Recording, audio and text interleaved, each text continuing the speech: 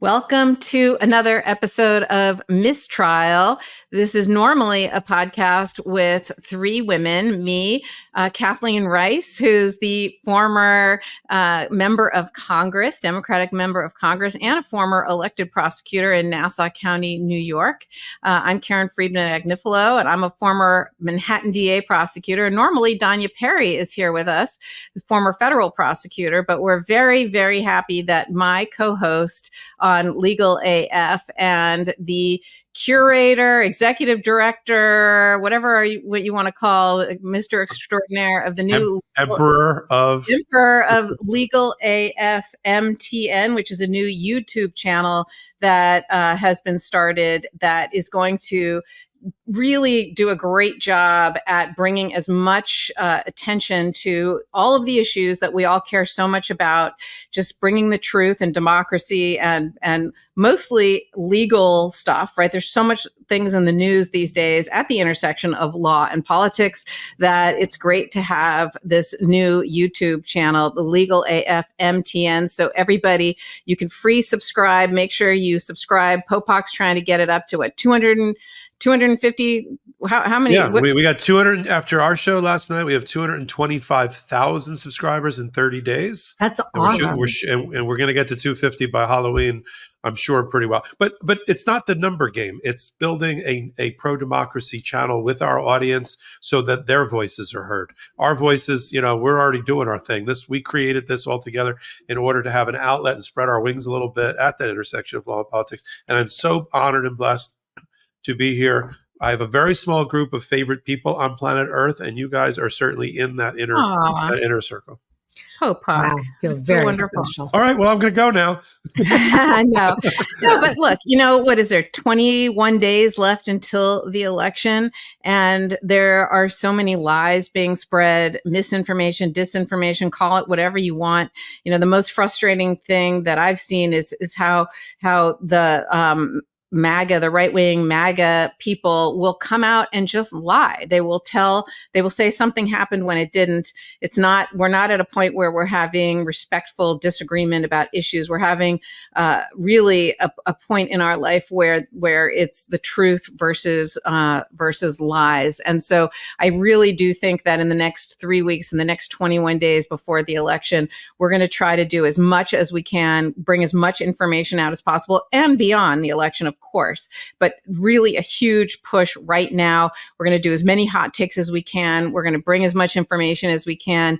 And that's one of the reasons I'm so grateful that we have this new place, the Legal AF MTN channel, in order to be able to get the information out, because it's coming at us at rapid fire. We're getting filings every single day. There's new lawsuits coming every single day. One of the things that is so unbelievable to me is how MAGA and Donald Trump and all of his supporters are really, it's like they learned after this is the third try, right? The first election that he tried to steal, he succeeded, right? He actually succeeded. He paid Stormy Daniels off so that he could suppress this information and that this wouldn't come out on the heels of the Access Hollywood tape, and he won. And then we get to the next election that he spread the big lie and tried to steal, didn't win. Well, this time he has to win in his mind because it's his get out of jail free card. That's what he's going to do. And so he's doing everything he can to try and steal this election from the American people. And they're doing it by trying to suppress votes, keep people from voting. They're bringing lawsuits across the country, targeted lawsuits across the country. There are some pro-democracy election watchers who are putting out data about the election and about their efforts to try to steal the election.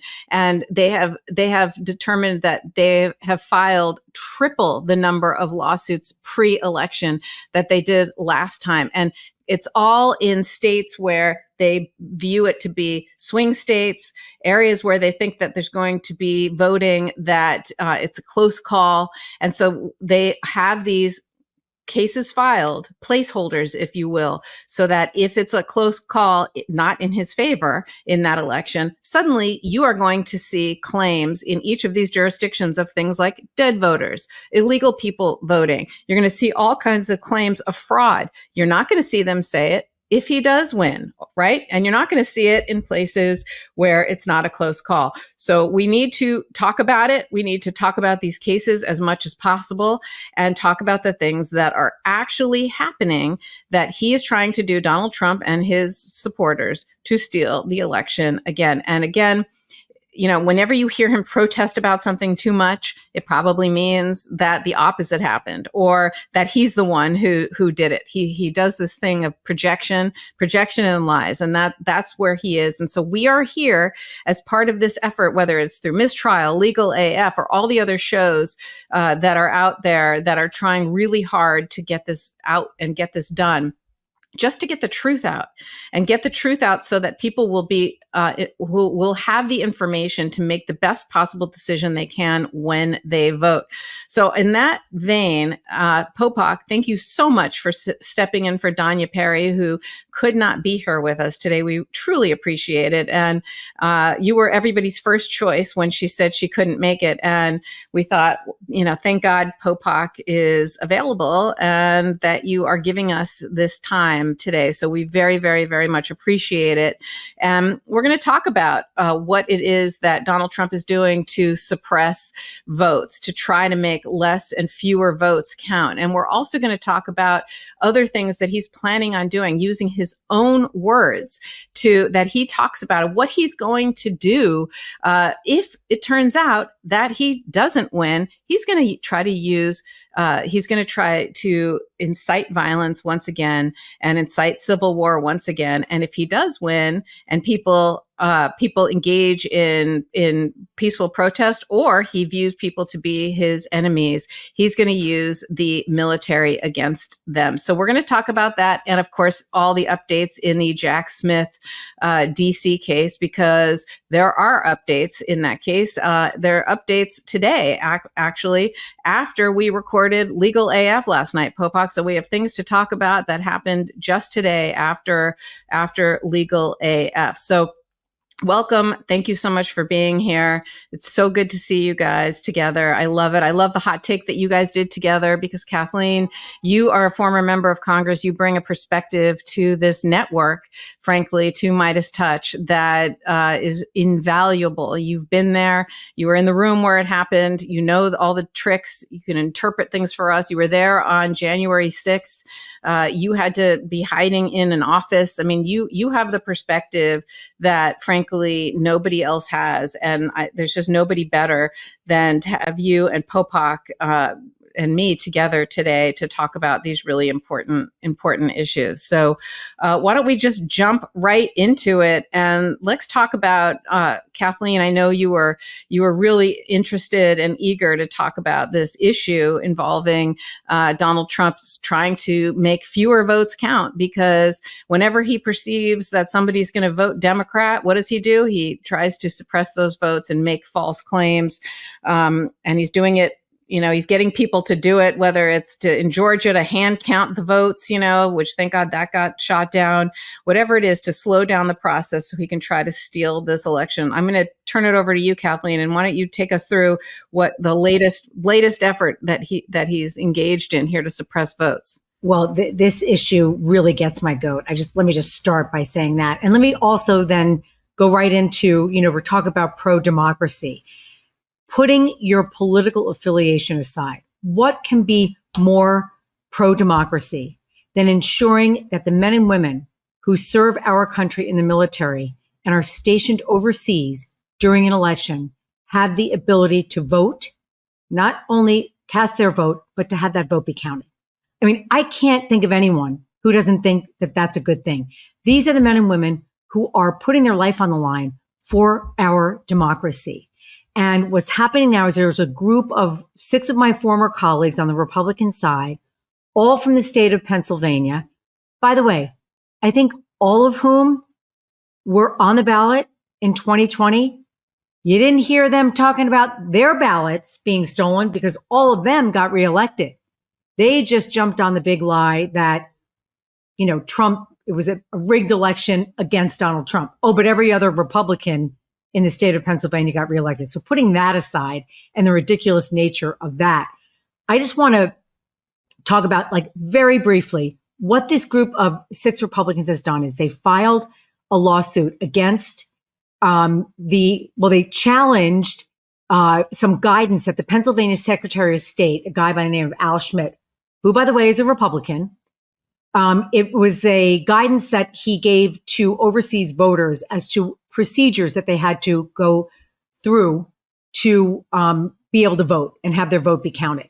Now they have like voter assistance officers stationed everywhere there are military people. And by the way, it's not just overseas military people, but it's people who are civilians working in embassies or civilian members of the military that are also potentially losing the right to vote here as well. It's not just the men and women who are fighting in really scary parts of the world. So they're challenging this guidance. And what they're asking the court to do is set aside all overseas ballots until after the election so they can do an investigation as to whether or not all the procedures were legal and whether they were followed. I mean, it's just a ridiculous lawsuit. One of many, Karen, that you talked about Republicans doing. They didn't do any of this before Election Day in 2020. They learned their lesson. Now they're just front loading all of these ridiculous lawsuits, filing them in the court so they can kind of put their stamp on it and then drag out the certification of the election, which will actually prevent, say, if Harris wins, her from being sworn in on January 20th if the election can't be certified. So this is like an incredibly serious issue. I mean, millions of Americans abroad, millions of military personnel, federal employees, civilians, they rely on absentee ballots to ensure that their vote can be heard. It is obviously very complex, mostly because of the timing when you think about it, right? You got it. The ballots have already been sent overseas because we got to get them back in time for them to be counted. But all of this is overseen by what's called the Uniformed and Overseas Citizens Absentee Voting Rights Act. And that is a almost 40-year-old law that safeguards voting rights for overseas citizens and military members. And it mandates the states. They stay very much out of election processes as the federal government, federal courts, except this act mandates that states allow absentee ballots in federal elections so that people can stay engaged in the electoral process, especially those people who are fighting for our freedoms that, every 4 years voting for president are front and center. So that's all I want to say about that. Obviously, Democrats are fighting this. They've never brought this up before. Donald Trump didn't talk about any voter fraud whatsoever in 2020. He wasn't talking about that at all. He was focused on COVID and saying that this mail-in stuff is ridiculous. COVID's over. It's a hoax, the China virus, all this kind of stuff. Now he's focused in 2024 on immigration. And so that's why he's saying that there could be illegal people who aren't even Americans who are taking the identity of a military person and voting in our election. I mean, there's absolutely no evidence that this is going on. It's just another red herring. And I, quite frankly, am just disgusted with my former colleagues. I mean, just disgusted with them that they can do this. By the way, Scott Perry from Pennsylvania served in the armed forces for 40 years. He should have been indicted. I mean, seriously. And Pat Ryan, who was just won for the first time, he won a special election right after the Dobbs decision. So that was like 4 or 5 months before the election in 2022. And then he won a seat in 2022. He wore the uniform of our country. And he's been all over the news talking about, look, in 2008, he was in like Fallujah. And he's like, I was in the worst part of the world at that time. And yet they had an officer who facilitated all of us being able to vote. How do you fill out your ballot? Blah, blah, blah, blah, blah, all this stuff. And there were no questions then. And so he calls them traitors. He actually used the word traitor to, describe his Republican colleagues who are now trying to take that voting right away. Why are they doing it? Are they Well, because now, so they're afraid, good question. They are afraid, 4 years ago, they were convinced that most of the military personnel were voting Republican. So they didn't have to worry about them. But now they're worried because that number of military personnel who are voting in 2024 is probably going to be about 20,000 votes across 3 states that they care about: Pennsylvania, Michigan, and North Carolina. And they think that that demographic in the military has skewed slightly more to the left.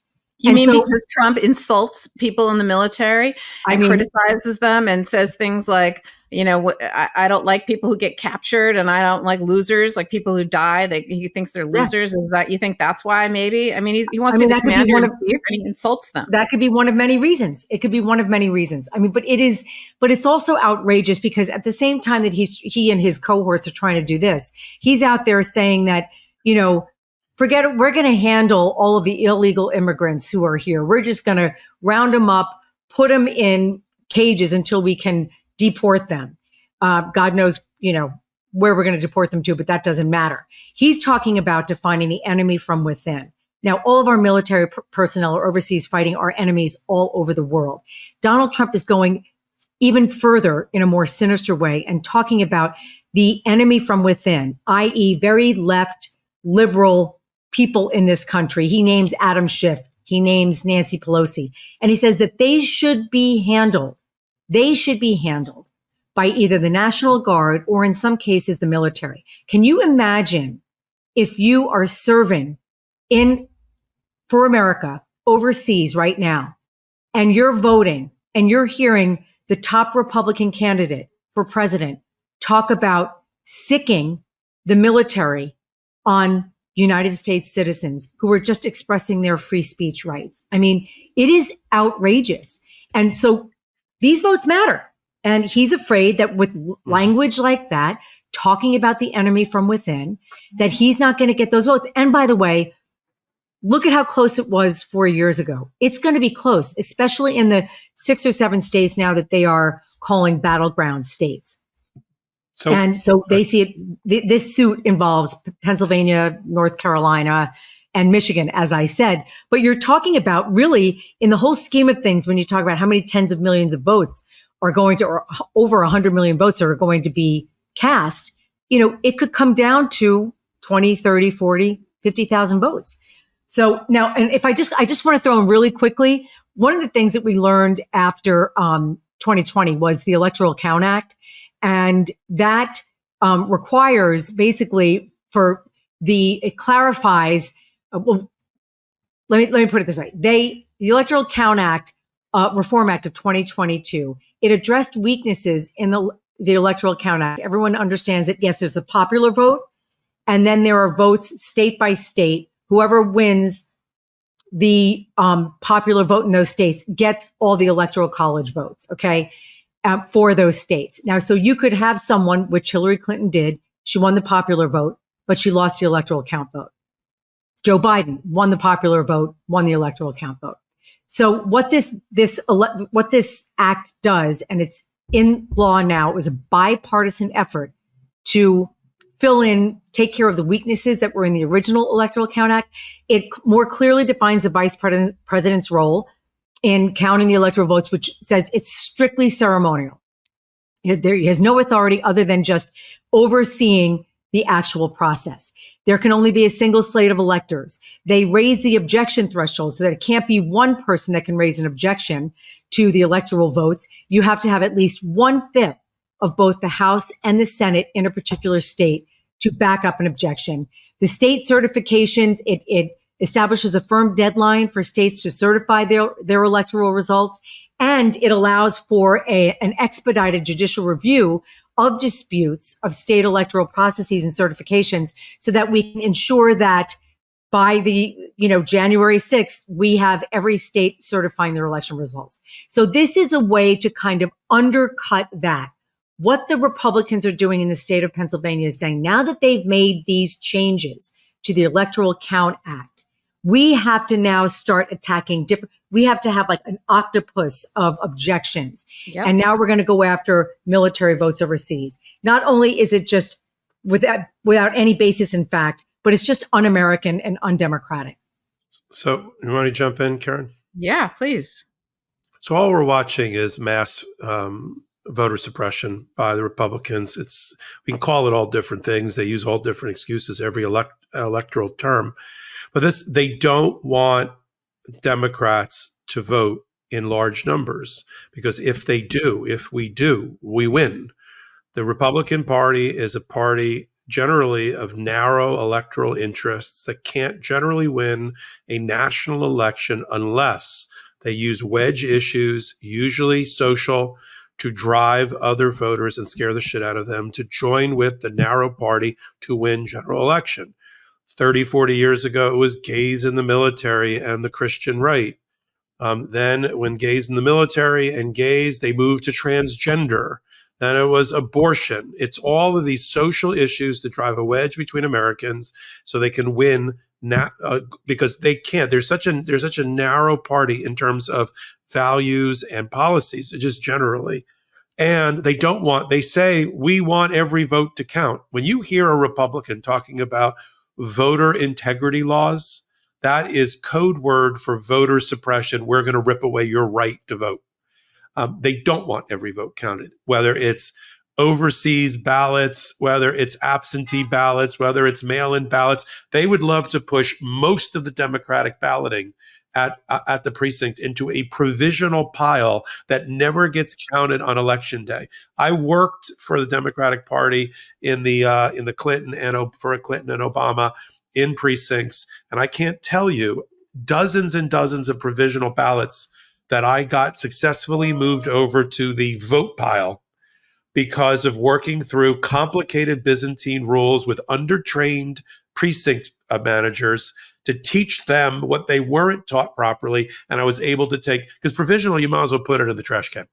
The chances of a provisional ballot ending up, especially in this election, when our audience hears CNN or MSNBC call the election or start reporting election night votes, that is those votes that got out of the provisional pile, got put into the real pile. It doesn't include mail-in, doesn't include early, doesn't include absentee or overseas. But as you said, but let me just finish the point. As you see, as Kathleen just said, if this is, and I don't know if it's going to be, but if this is going to be as razor thin as Clinton and Biden, it could be.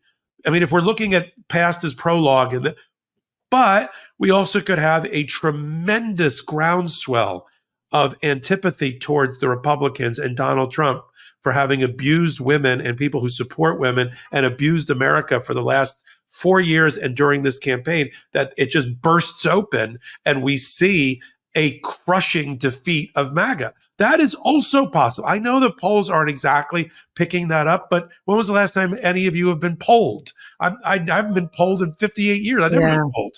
So if everybody goes to the polls, if the Democrats, the independents that lean Democrat, progressives, and whatever party you are, if you go and vote in your interests and you vote for blue up and down, she is going to win by not a little, but by a lot. But under the scenario, which you're right, Kathleen, every 4 years, last 8 years, it's been 40,000, 70,000, 80,000 votes have determined this election. 2000, it was 5-4 at the Supreme Court that determined who was our president.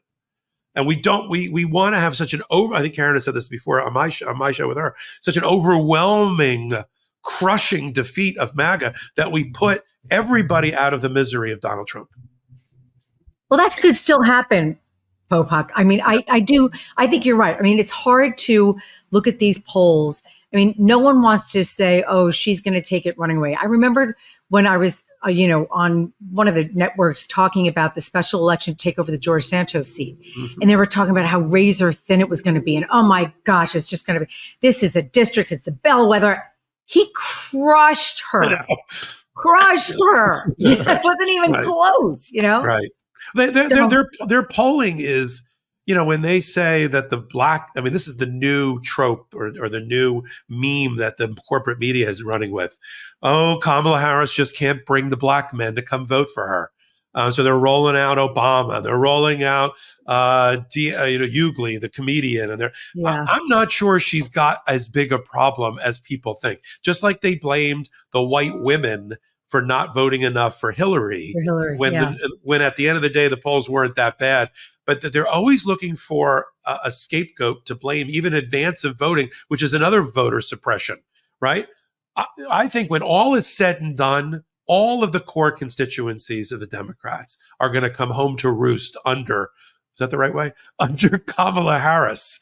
You know, we're going to get the 90% of all the groups we normally get 90% from. The leakage that this is like, you know, to a degree, it's like when you're watching sports and there's a blowout game. But of course, the announcers want to make you think, so you stay and watch the game for ratings, that there's a chance it can come back from 49 points down. So they got to create these false narratives, and so we're getting a little manipulated. There's a little voter suppression going on at the media level as well.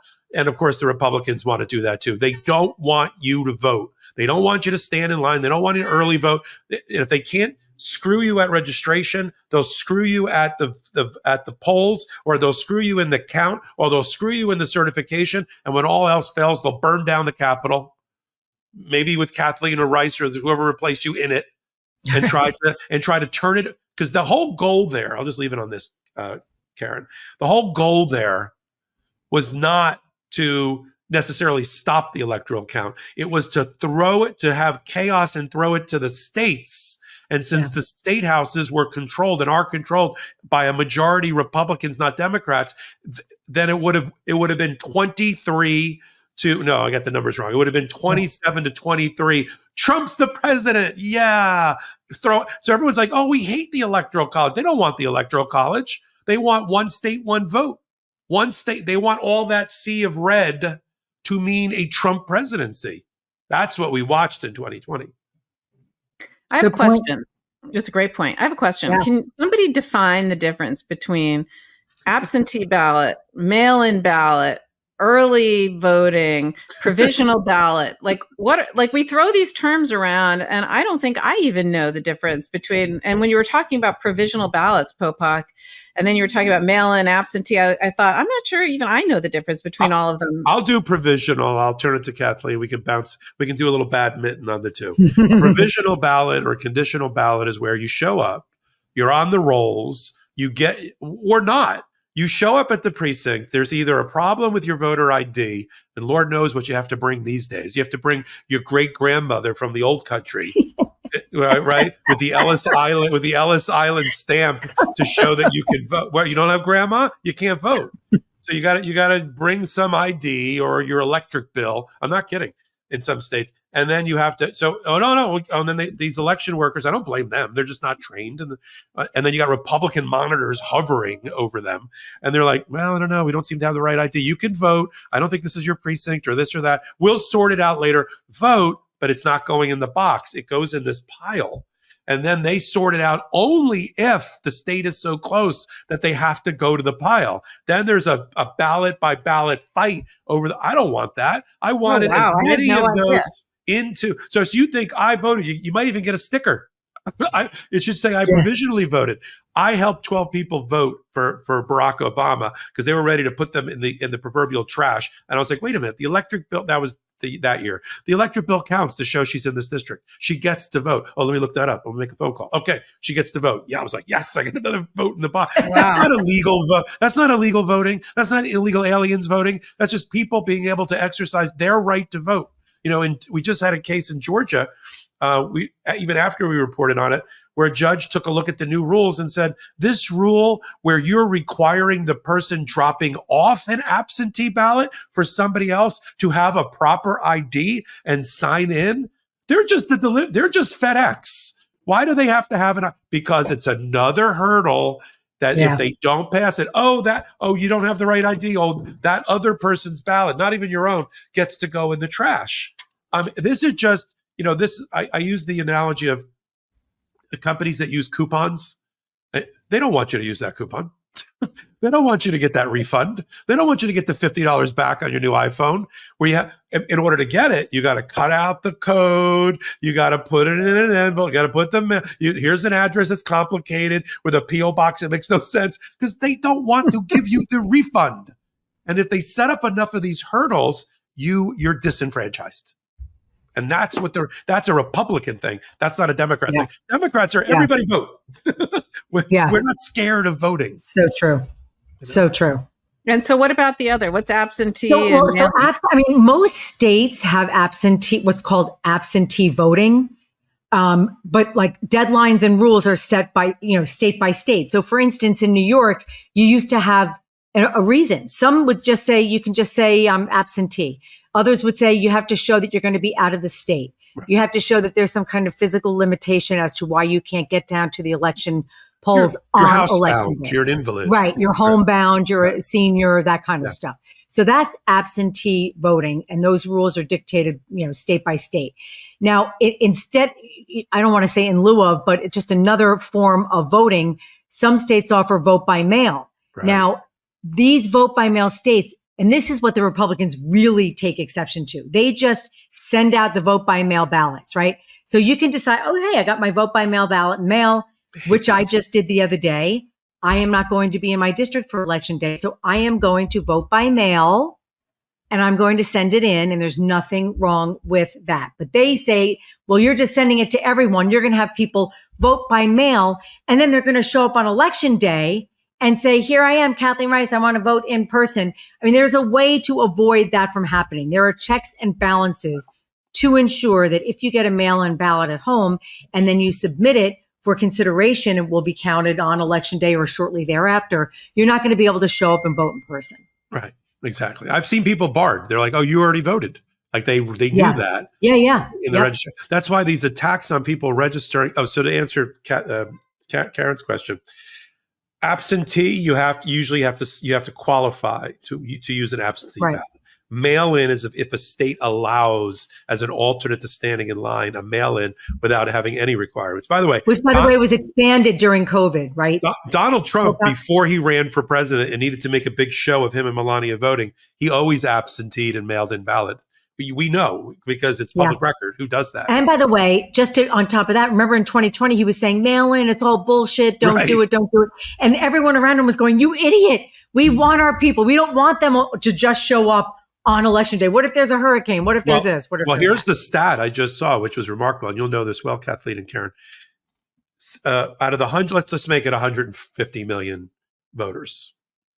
80 million-ish are going to vote early through all these methods that we've just talked about. So the thing we didn't talk about is early voting, which is live and in-person voting, but during assigned periods, 3, 4, 6, whatever your state is, days before the election at limited polling places. That's in-person voting. Doesn't get open till election day, by the way. I mean, they're accumulating the numbers. It doesn't get announced. Georgia just did that, right, Popok? Georgia just had the first record numbers. 330,000 people, which is double what voted that way during COVID. They were thinking half. It was double. And that's bad for Donald Trump in Georgia because they think that's mainly Democrats who are taking advantage of that process. So you got the early voting, and then there's drop box voting in some states. You still can stick it in a drop box, not a mailbox, out in front of an election office or something, which I like. You should be able to vote at an ATM for a full week, like in other developed countries, like in Sweden. You can, while you're pulling out your kroners or whatever they are, you can vote.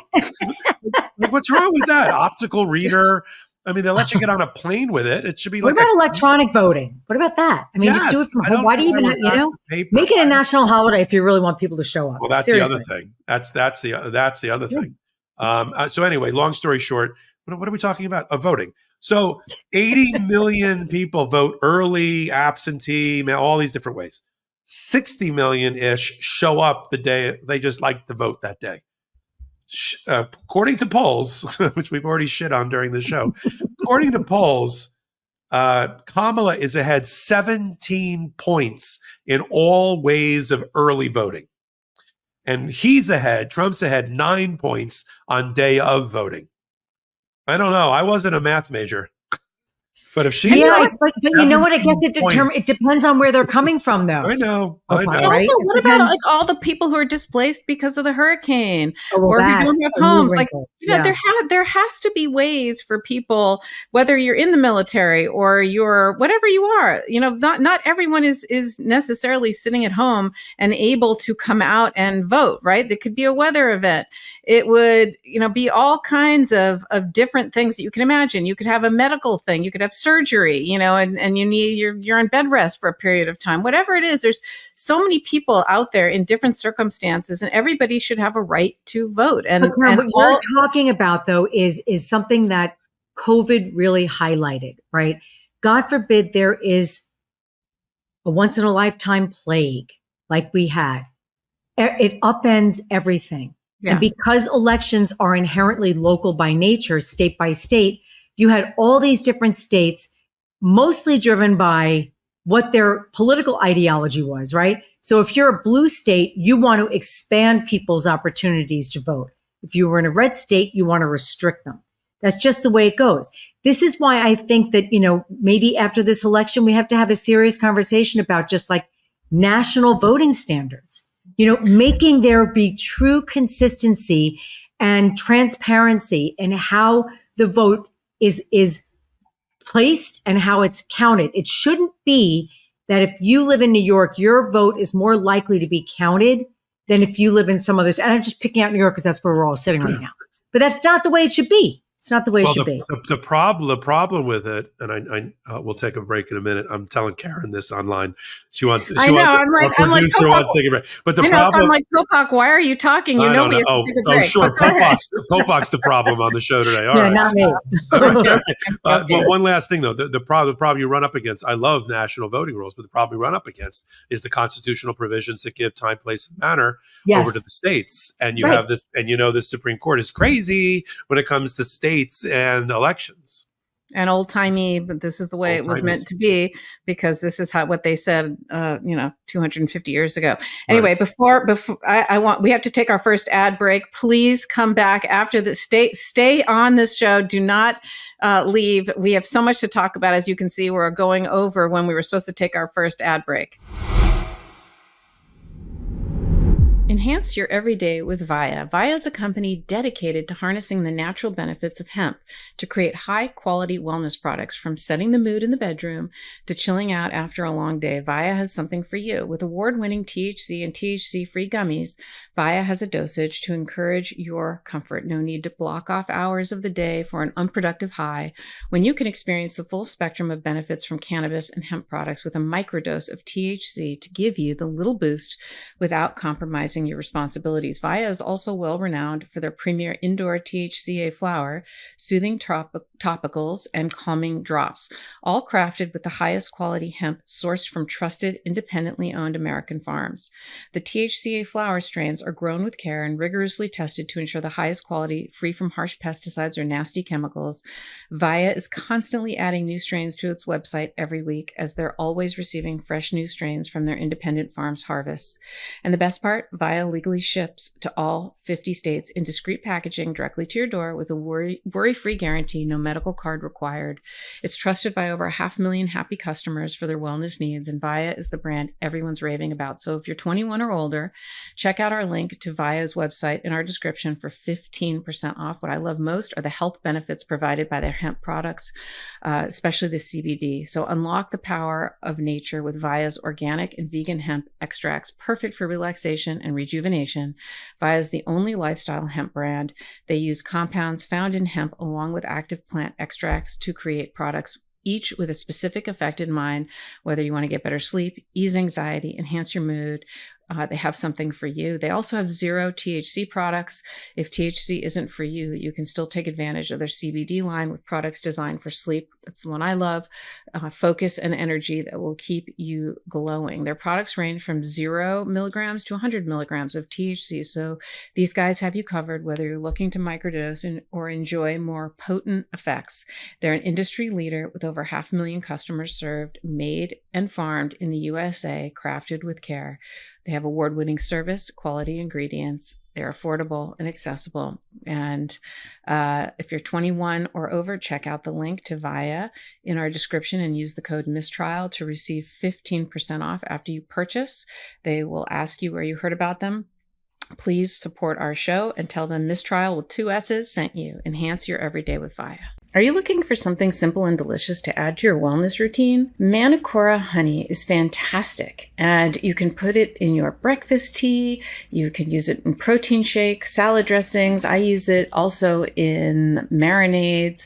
I love it, and it puts other honeys to shame. It's rich, creamy, and complex flavor with health benefits, and it made me switch from regular honey and artificial sweeteners to this amazing new product. So I love it. It's from the remote forests of New Zealand, and Manukora's master beekeepers are the ones who produce this incredible nutrient-rich honey that supports immunity and gut health. So the bees collect the nectar from the Manuka tea tree in New Zealand, and it's packed with bioactives, and the honey that is produced is 3 times stronger with antioxidants and prebiotics than your average honey. So there's also a special antibacterial compound called MGO that comes from the nectar of the tea tree. So Manukora third-party tests every single harvest for MGO and makes these results available through their QR system. So it's a game changer, and all you need is 1 heaped teaspoon each morning to get the most out of the amazing bioactives in Manuka honey.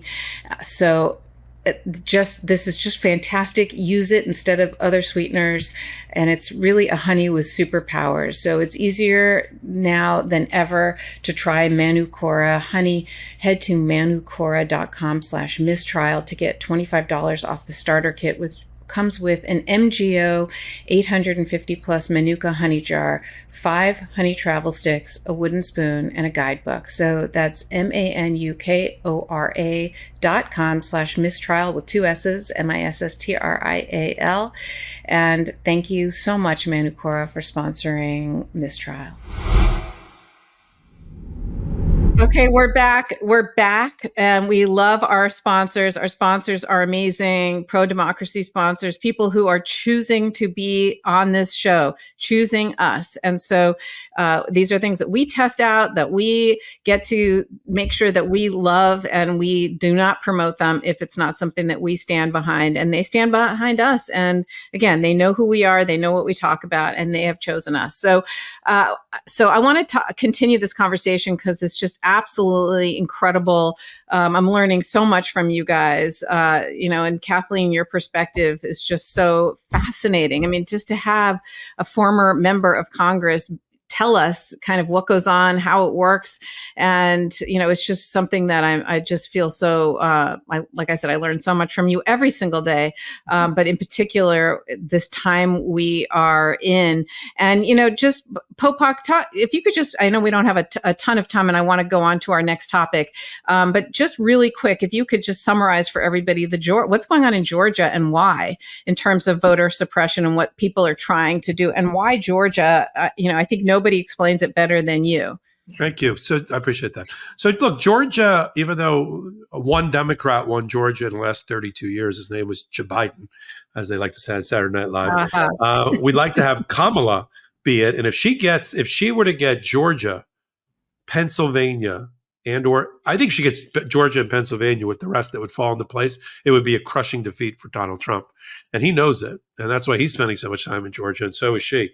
He got an advantage because he got MAGA to take over the state election boards. See, while we were napping and basking in the glow of the Biden-Harris administration, our opponents were working on wheedling their way in and taking over county election boards, Secretary of State positions.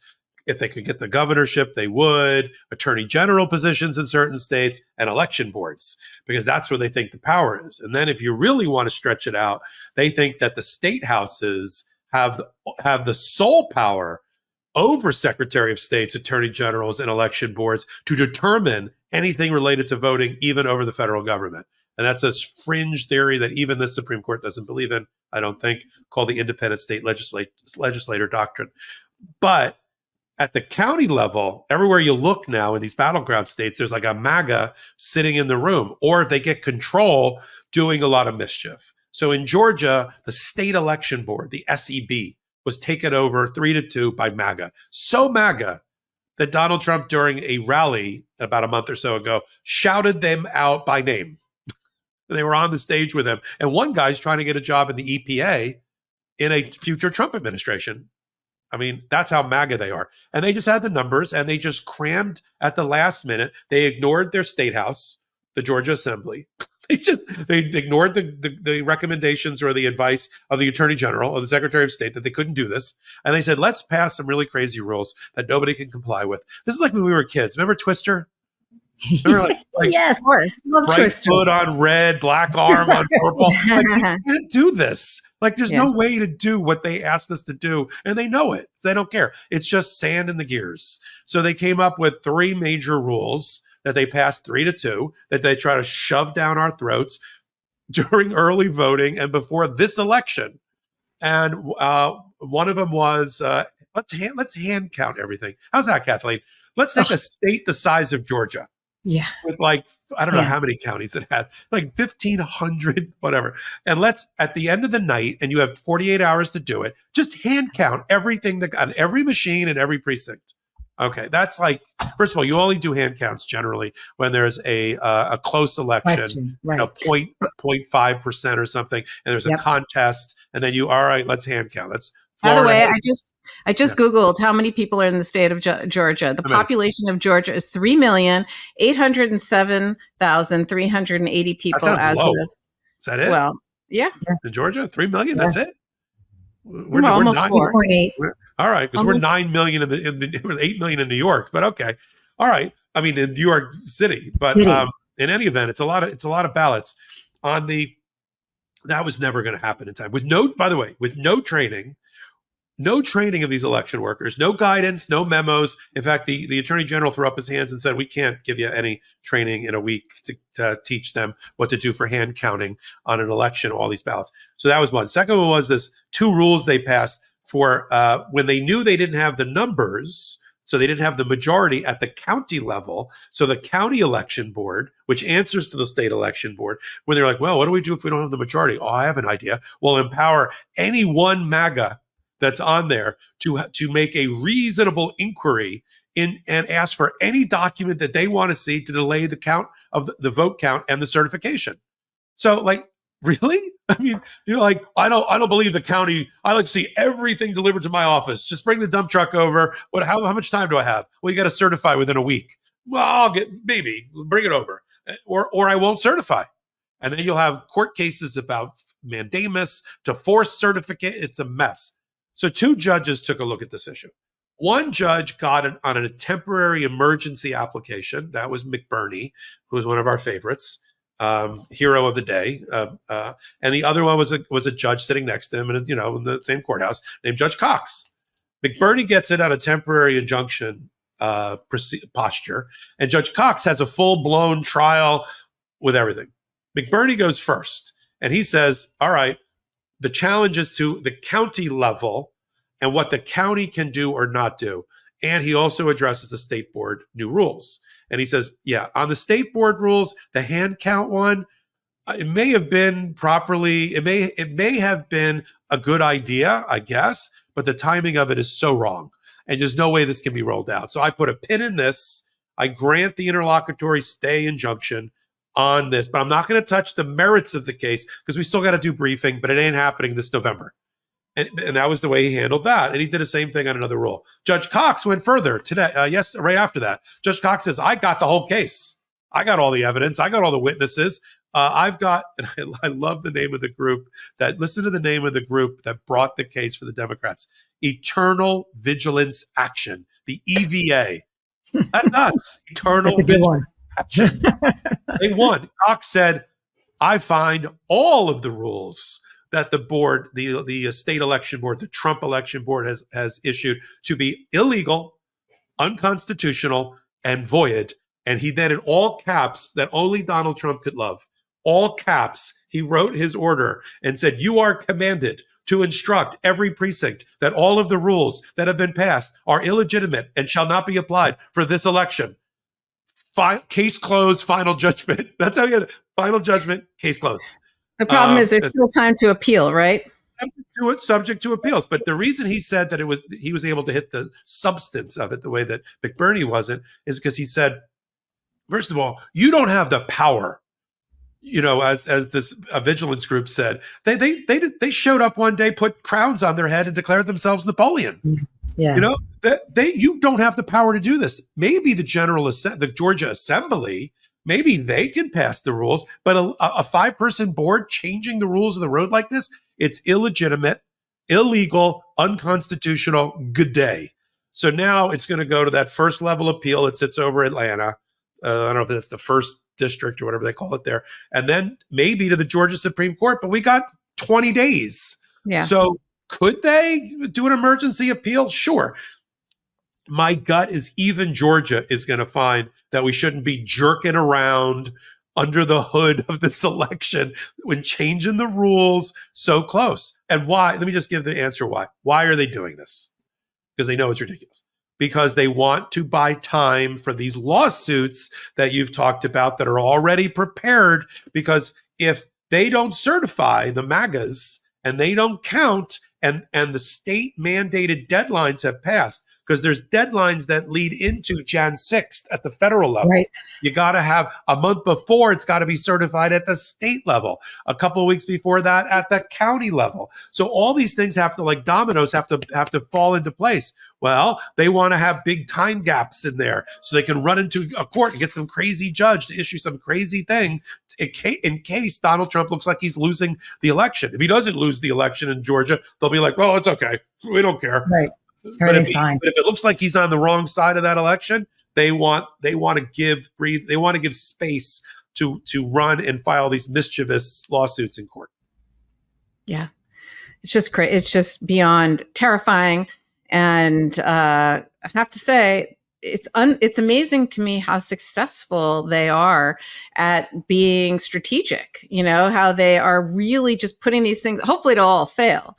But just they're really organized, I should say. And the scariest part also is that they're not using people like Rudy Giuliani and Sidney Powell and all those bozos to do this stuff. I mean, I think they're hiring like real legal people, regardless of how non-factual and non-legal their arguments are, right? And the likelihood is that they're going to be rejected. They're at least doing it in a timely fashion, right? Wouldn't you argue? I mean, that's not nothing.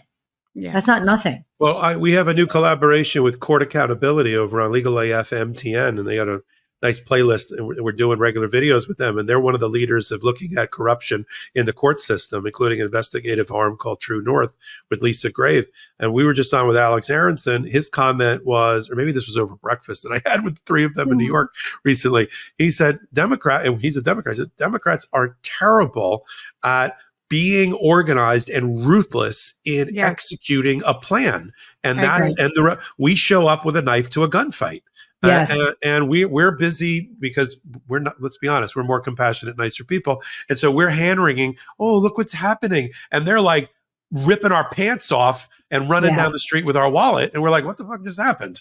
And they're much more ruthless. And I hate to say it because I don't want to lose the soul of the party, but we got to start getting more ruthless about protecting our democracy. Well, you know what? But honestly, Popok, if you want to know what the key to that is, it is building an infrastructure, a political infrastructure, legitimate democratic political infrastructure, starting at like, okay, who's going to run for dog catcher? Who's going to run for PTA? Who's going to run for local county legislator? Who's going to run for the state? Republicans have been doing this for 40 plus years, investing massive amounts of money in these states so that they had people at every level of power to be able to pull the right levers when they needed it, whether it was AG, Secretary of State, governor, the state houses. I mean, we don't do that well. But we saw it, Kathleen, with our very eyes. We saw the Tea Party movement, the predecessor of MAGA, take over school boards and start putting the 10 Commandments and the Bible under everybody's desk. And we were like, that's interesting, as opposed to running and getting back our country. Make America great again. I just want America. again. It just add to that what Trump did when he was president. He saw yet another place, because if there's ever a question, who do you want in your corner? Judges. He filled every single open federal district court, appellate court, the circuit courts, and he got the opportunity in the Supreme Court. And so what happens? You've got all these MAGA Trump judges that he appointed so that whenever there's a conflict in any of these areas, he gets people to do things and do his bidding for him. Well, you can thank Mitch McConnell for that. I was just going to say, Donald Trump outsourced his federal judiciary and Supreme Court appointments to two entities: Leonard Leo and the Federalist Society, and all of the entities that orbit around Leonard Leo to pick the judges, and then relied on Mitch McConnell to get all the judges through. And we don't have. This is the problem. I said this at a recent breakfast. Where's our Federalist Society? Say what you want about the evil empire, but they get a lot of shit done for the other side, and they're organized and ruthless, and they got the money coming in, and nothing stops them. There's no. But they see the big picture. But they see the big picture, Popok. You look at people like the Koch brothers. They were architecting this decades ago, and they had the financial resources to put behind it. We have that same kind of money on our side. We just don't have the organization, I mean, Nancy Pelosi is famous for saying, we don't agonize, we organize. Well, I think we need to organize a little better. We're not organizing. She was great when she was in control. And the Federalist Society, by the way, is a ruse. It's almost like a Potemkin village. It's not that the Federalist Society is just a name.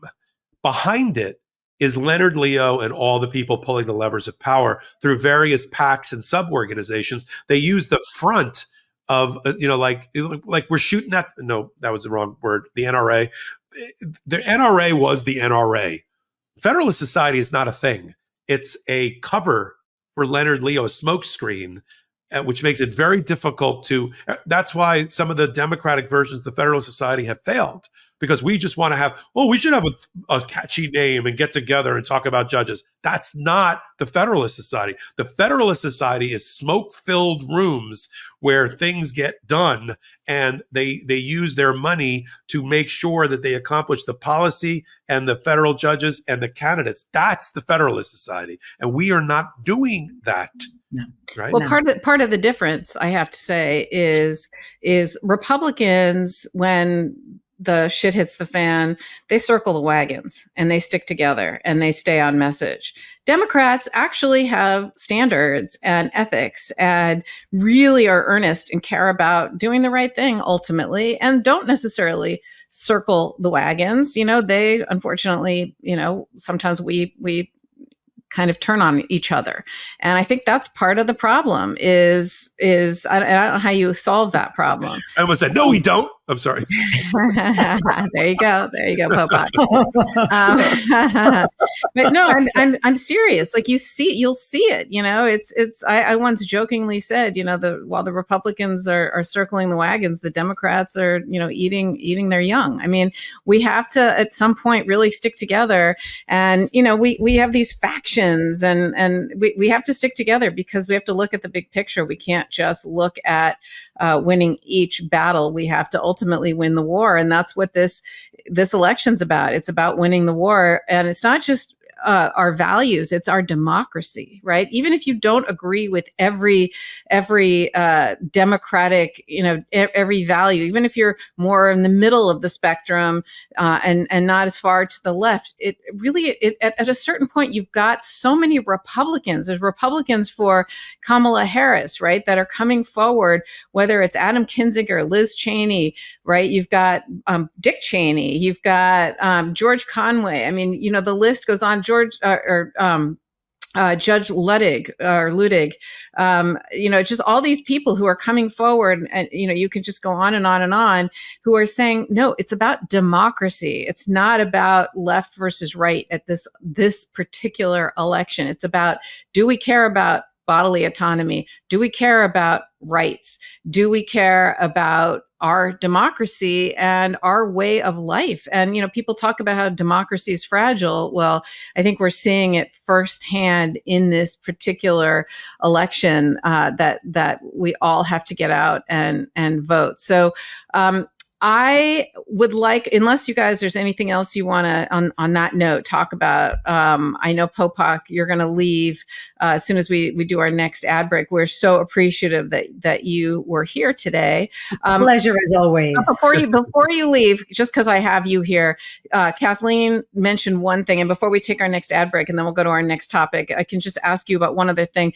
Kathleen had said something about how Donald Trump, about 10 minutes ago, said how Donald Trump is talking about using our military to go after his political enemies. And could you just do 5 minutes and just tell people what's going on? And you've taught me about the Posse Comitatus Act. I'd love for you to just do, because I would hate for that. You mentioned it, Kathleen, so I really I don't want to just leave it hanging like a hanging Chad.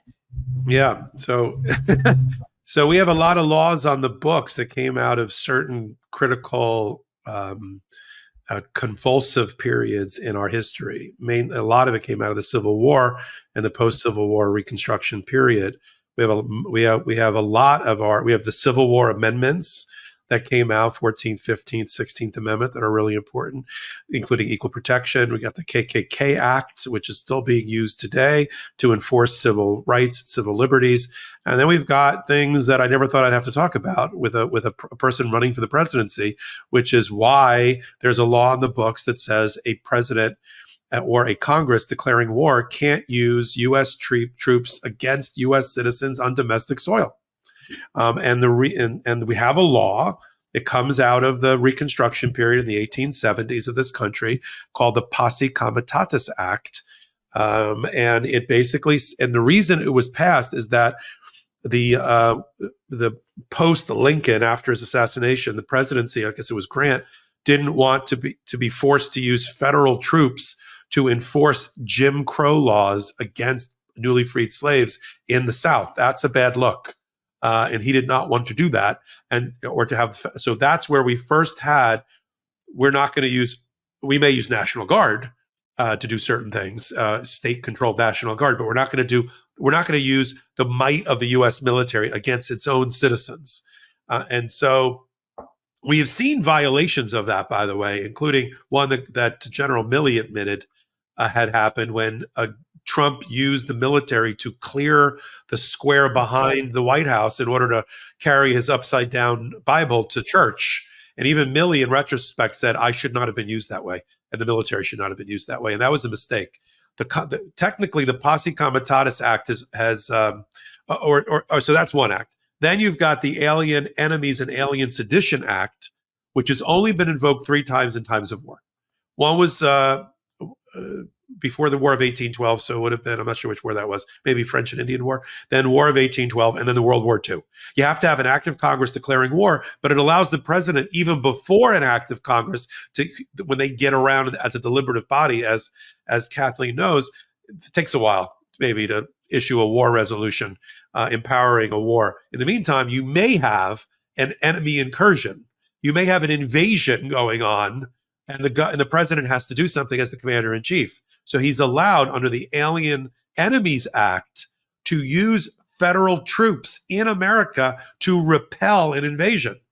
Donald Trump is going around now because somebody like Stephen Miller, looking at you, Stephen Miller wrote a script for him. And all of a sudden, Donald Trump, who couldn't stay awake during civics class in elementary school and doesn't know what the Constitution's all about, suddenly is starting to spout all the phrases out of the Alien Enemies Act. We have an incursion. We have enemies from within. We have enemies and he's pointing to the 11 million people or so that are here on some sort of immigration status, some of which are here under a protected immigration status that we give them, like the Haitians who are working their ass off in Springfield, Ohio, doing dirty jobs that Americans don't want to do.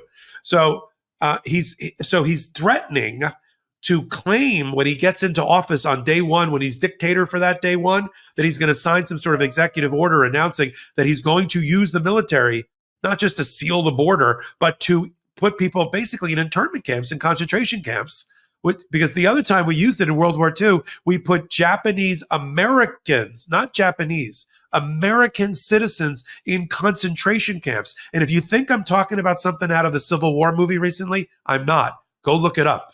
We put Americans in concentration camps. Okay? Now, eventually the Supreme Court in the 50s got around and said, maybe that wasn't such a good idea under our Constitution. It took that long for a new Supreme Court to get around to say maybe that's unconstitutional. See what happens when you have a crappy Supreme Court? So if he's going to try to invoke the Alien Enemies Act, and now worse, he's taken it one step further. He's claiming that the enemies within are worse than the ones that are invading, and he uses as examples of that American citizens, including elected officials. Okay, the problem is he has no one around him that is going not only to speak truth to power, but is going to do anything but enable his worst instincts. So when people think, oh, I like Trump, he's a mean tweeter and low gas, whoop. I like eggs prices 40 cents less. By the way, I do too. However, that's not what you're voting for. Donald Trump is a meat puppet for the Federalist Society and Leonard Leo and the Heritage Foundation. They don't give a crap who the messenger is as long as they get in and he holds the door open to let 5 or 10,000 of them in with all of their crazy policies. That's all they care about. That's why they keep saying it's not the messenger, it's the message. He's a meat puppet. They don't give a crap about Donald Trump, and then Donald Trump doesn't give a crap about them. He just wants to avoid prosecution. So True. You have this unholy alliance. So when you're pulling that lever for Donald Trump, let me just say this. When you're pulling that lever, not our audience, but other people, you're not just voting for him. You're voting for President J.D. Vance. You're voting for the Supreme Court for 2 more generations to be 7-2 against women, civil liberties, environmental policy. You like that? You're going to have it for 20 years more. Okay. If this isn't motivating, I don't know why there's an enthusiasm gap. That's another made up thing by corporate media. Could I be more enthusiastic right now? Right? I mean, you can't watch it on TV. You got to vote. And I've told people this on my own hot takes. If you're the blue dot in a sea of red, there's no way your state's going to help in getting Kamala elected. You don't have to be a registered voter in another state to work a phone bank. Yeah. To knock on doors. That's right. You don't. You just My sister from California is going to Nevada this weekend. It's your First Amendment right. It's your First Amendment right to do that. There's certain things you can't do within the election process, but knocking on doors with a clipboard, you can do that. Making a phone call from, like you said, from your home into one of those states. Call up the state in one of the battlegrounds, Pennsylvania, North Carolina, Georgia, anything in the Midwest, and volunteer your app. They need you. Uncle Sam needs you. Uncle Sam needs you again to do this. Well, I want to say one other thing. If you're a blue dot in a sea of red, don't stay home. You have to vote because you might not realize how many other people, I think a lot of women, I think a lot of MAGA wives and Republican women are going to go and maybe say that they're MAGA, but I don't think at the end of the day, a lot of people, I think some people when they're in there, because it's secret, nobody knows who you vote for. I really do think there will be a lot more people voting with their heart. And I don't think your heart can be with Donald Trump. So don't stay home if you're a blue dot in a sea of red, because you just never know. All right. So we're going to do our next ad break. Popok, thank you again for stepping in for Danya Perry. We truly appreciate it. We love having you here. We hope you'll come back often and a lot. And we're going to do, Kathleen and I are going to be committed to doing hot takes and duets for the Legal AF MTN channel, the YouTube channel. If you haven't subscribed already, please subscribe. We've got to get those numbers up. Because I am a numbers person. I get competitive. I like numbers. What can I say? All right, Popok. Thank you very much. Bye, everybody. Bye, Kathleen. Bye, Jared. Cheers. Do you hate how your kitchen trash can begin to smell if you haven't taken it out in a couple days? I know I used to. Then I discovered Lomi, And now I have no more stinky garbage. I get the added benefit of doing my part as well to save the planet. Lomi lets me turn my food scraps into dirt with the push of a button. It's a countertop electric composter that takes my waste and transforms it into nutrient-rich dirt in less than 4 hours. I run it while I sleep, just like my dishwasher. No more smelly trash bins, and it's so quiet you barely notice it running. Since I got my Lomi, I'm taking out way less garbage, and it no longer smells disgusting. But what I love most about it is how much waste I'm keeping out of landfills.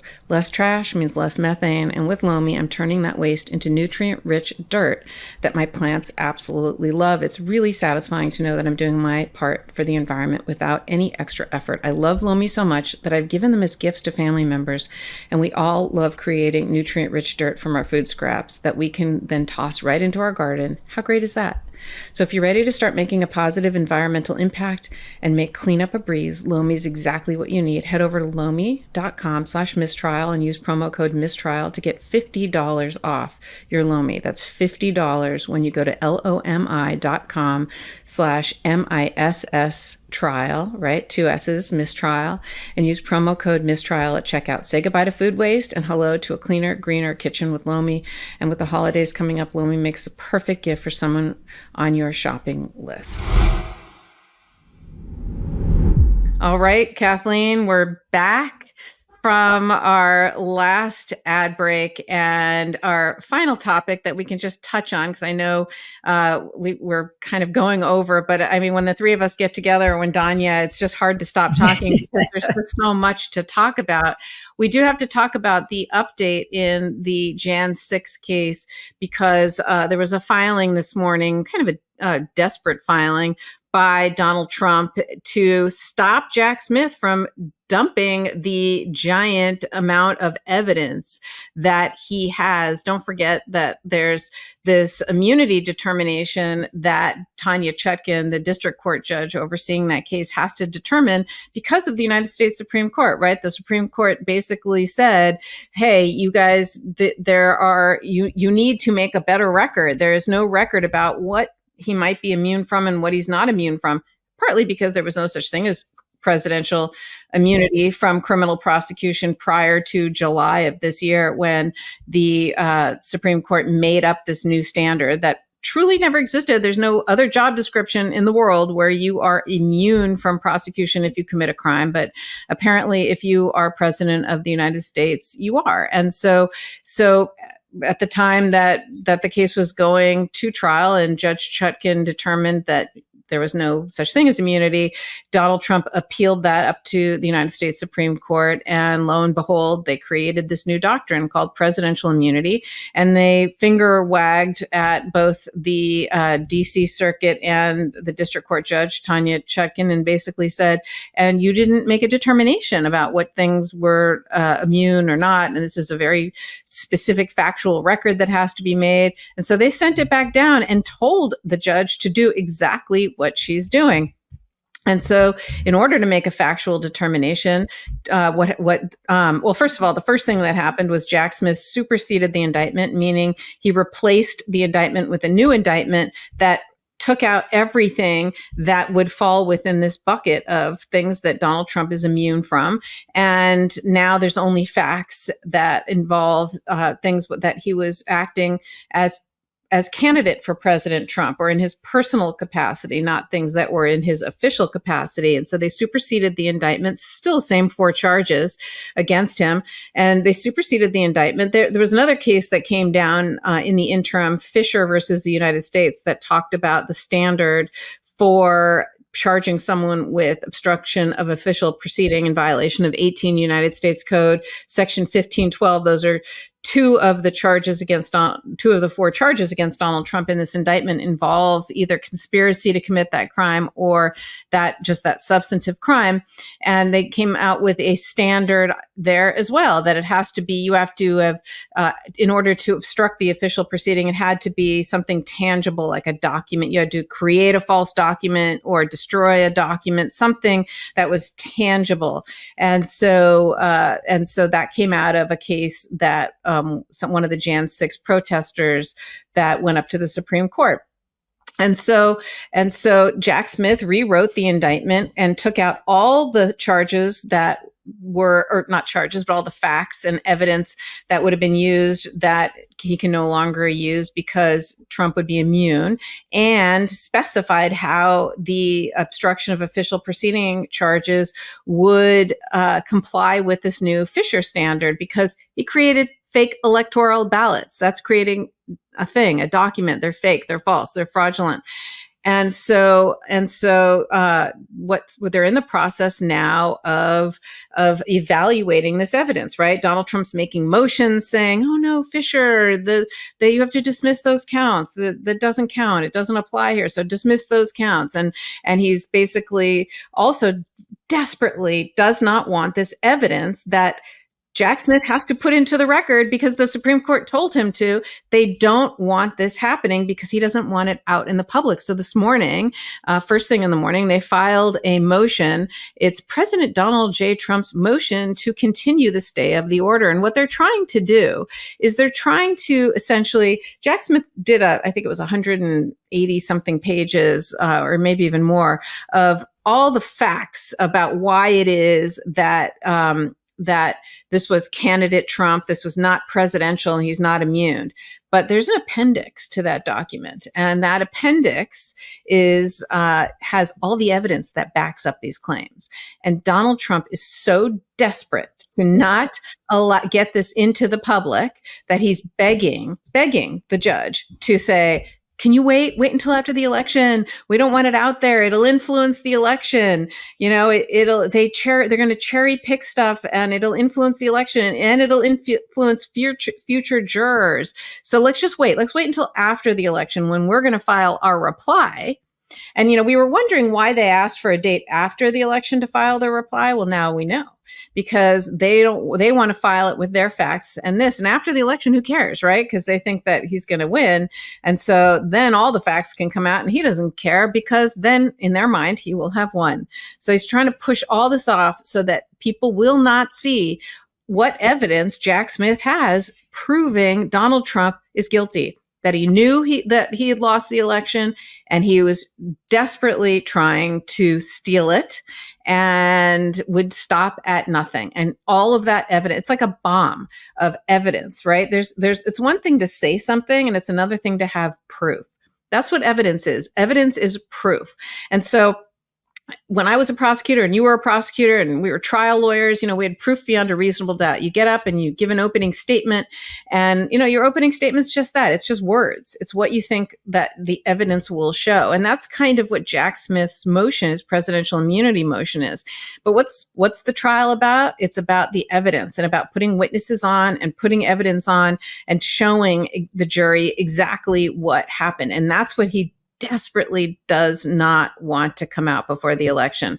So that bomb of evidence was supposed to come out today, and they filed this motion. And I just want to read a couple of things from it, because one of the things that really struck me, in addition to the fact that it was just so clear that they don't want this out there, they also, one of the things they cited was my colleague on CNN, Ellie Honig, and this other individual, Jack Goldsmith, who had a New York Times article.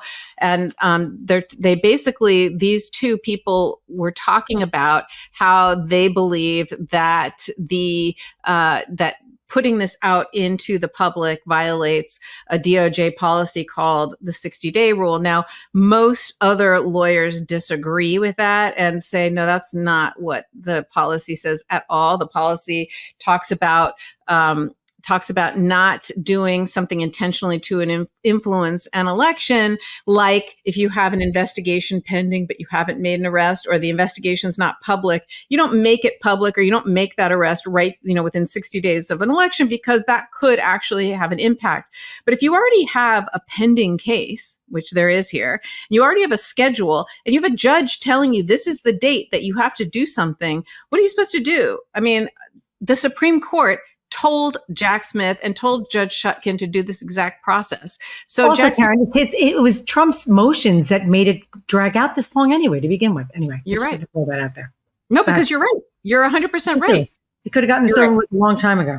but it's just fascinating to me because, like I said, Jack Goldsmith, his article got a lot of traction, but also a lot of controversy. And same thing with what Ellie Honig was saying, because most people, including Ellie Honig's former boss, Preet Bharara, and Joyce Vance, who was also a United States attorney, disagree that that's what the policy means. I mean, these were appointed by the president, United States attorneys, and they disagree.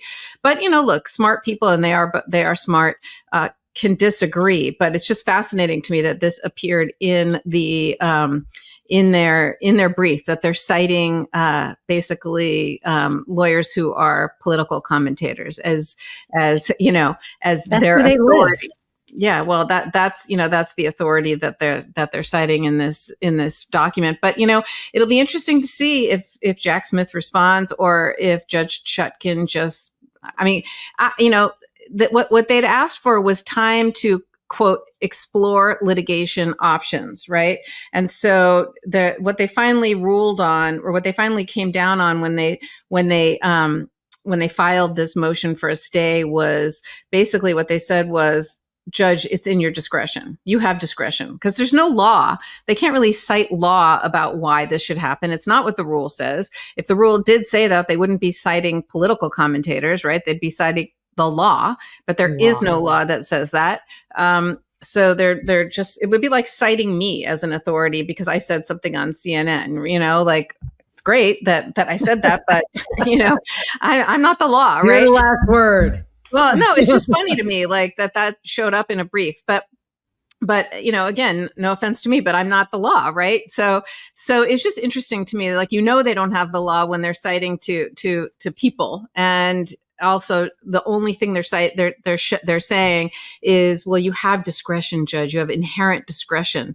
If that's the best they've got, they don't really have the law on their side, so they kind of know it. And I think that the judge is going to swiftly issue her decision. As someone said, I don't know who said it, but they said, yeah, the judge is going to issue a decision. They're two words: denied. Anyway. I know, I love it. So, we'll see what she does, whether Jack Smith replies or she just denies it. But I think pretty quickly we're going to see the huge evidence drop from Jack Smith, and see the proof that he has that Donald Trump basically, tried to steal the election. So. And is trying again. So it's just crazy. So that's what's going on in Washington. Anything you want to say about that, Kathleen? Just to be continued. Yeah. It's never ending. But look, there's only, election day is less than 3 weeks away. Yeah. Right. All I would say is, you can call yourself undecided, but I think most people know how they're going to vote. And so my final word would just be, just vote. You can't afford to just stay home and say, I'm just going to sit this one out, or I'm going to write in Joe Blow. Like, you got to vote. You got to pick a side. That's how I feel, Yeah. Well, someone said to me once, and I agree with it, which is voting, when you pick a candidate to vote for, don't think of it like a marriage. Right? You're not looking for the love of your life. You're not looking for the person to spend the rest of your life with. Think of it more like picking what train to catch. You are looking for the train that goes closest to the destination you want to go at the right time. At the closest time that you're trying to get there. Right. And that is is right. So you might not agree with everything that Kamala and Kamala Harris and Tim Walz say. Well, I've never voted for anyone that I agreed with 100%. Have you, Karen? Come on. I never have, ever. No, but I'm hard pressed to say anything negative about Barack Obama, who I just love more than anything. But well, that's okay. But you're well within your right. No, but I think you're most right. people understand that you're not going to find the perfect embodiment of exactly what you want. Yeah. Because there are so many different political ideologies out there. And that's why I think you have to dig deep and say, okay, who is the closest to my core value system? However you define that value system, who's closest to that? Yeah, you're right. You're absolutely right. And so vote, vote, vote, vote. Kathleen, Yes. will you promise So to do hot takes with me? We'll do duets and hot Love takes. to. Okay. Let's do it. Okay. Yeah. All right. We got lots of time this week or next week too. We got nothing but time between now and the election. Exactly. So and that's what we have to do between now and the election. Agreed. All right. Well, we've reached the end and we've gone over of another episode of MissTrial. So happy that Michael Popok was here with us today. Yeah, he's and always great.